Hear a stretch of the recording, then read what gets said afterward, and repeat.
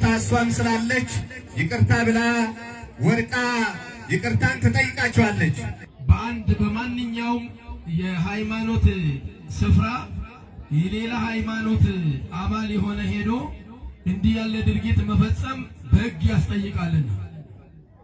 ያስጠይቃልና ኦርቶዶክሳዊ ተዋሕዶ ቤተክርስቲያን በሌሎች ቤተ እምነቶች ቦታ ሄዳ ድምጽም አታሰማም፣ እንዲህ ያለ ድርጊትም አትፈጽምም።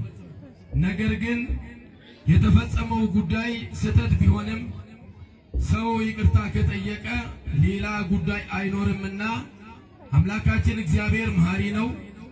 ክርስትናችንም የምሕረት ስፍራ ስለሆነ ምሕረት አድርገን ልንፈጽም ይገባናል። ለቴጌዶም የሰራችው ስራ ከባድ ስህተት እንደሆነ እንድታውቂ። ይሄ ክብርን መንካት ነው። ይሄ መደፋፈር ነው። ይሄ ንቀት ነው። ዳግመኛ እግዚአብሔርን በንስሐ ጠይቂ።